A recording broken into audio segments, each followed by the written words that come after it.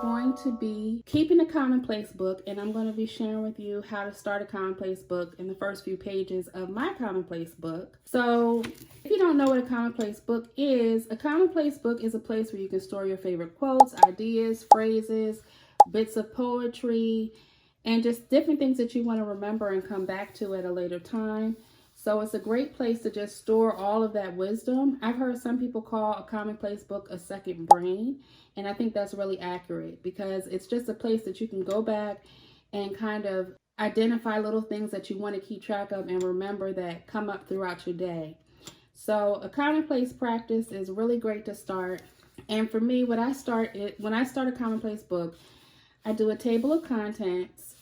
And I dedicate a few pages to that because I want to be able to find what's in my Commonplace book.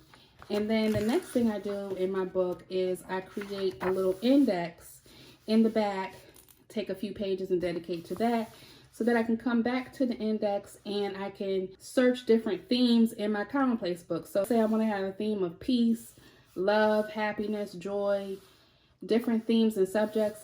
I'll list them here and then I'll list the item and the page number. So that's how I keep my index.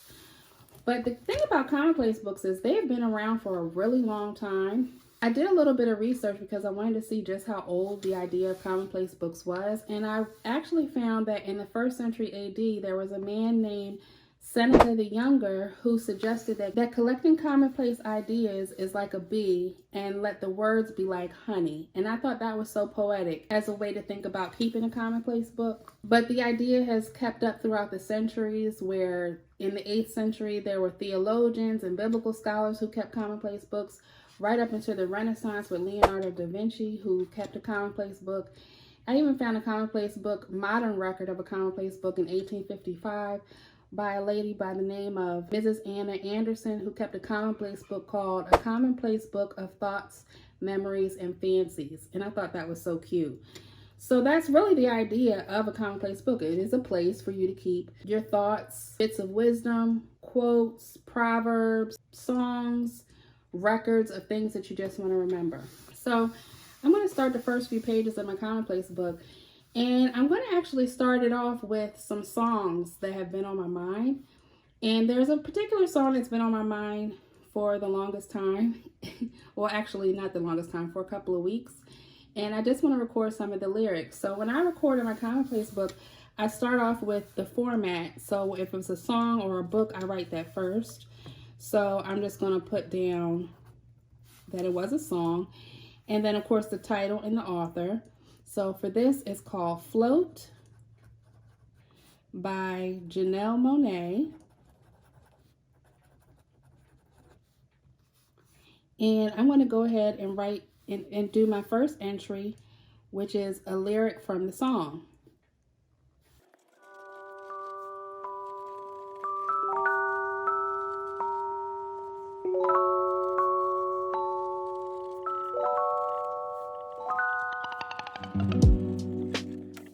So now that I have that first entry in my commonplace book, it's of course in the first page, and it kind of makes me think of a theme. So for me, I might just be curious enough to follow this thread of float and the theme of floating and rising above. So I may want to find a quote about floating and add it in here just because that's just how I am.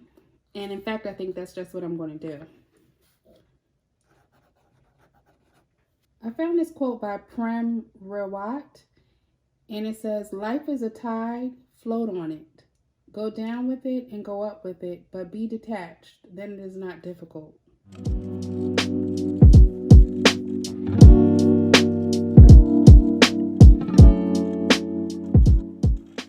So another way that I collect things to put in my commonplace book is I use quotes from books that I have.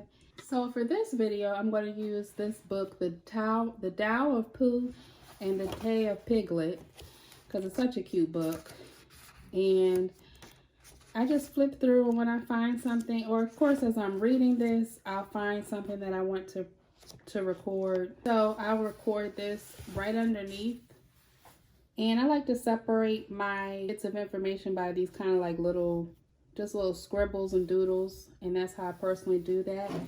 So I would title this page 1. so that when I go back to my index and I want to keep track of this theme of float, I'll go back to my index and I'll write float, and then I'll put quotes and lyrics, page 1.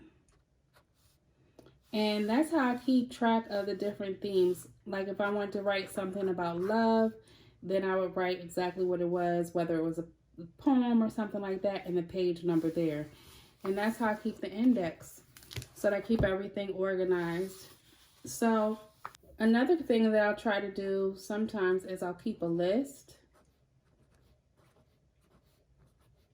that goes with the theme of what I'm talking about on that page. And that's just a way for me to kind of sit with the wisdom of what I'm writing and further reflect on it.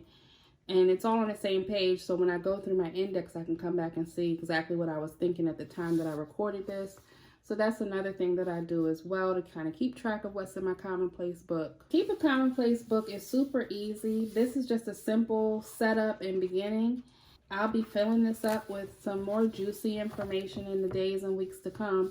But I just wanted to show you how to start a Commonplace book and the ideas around it and a little bit of history around it. Let me know in the comments if you keep a Commonplace book or will start to keep a Commonplace book, or what you keep in your Commonplace book. I'd love to know.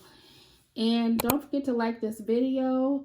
That helps other people find the video, and subscribe to my channel for more content like this. If you want to see more of my journaling videos, you can check out the next video linked to this one.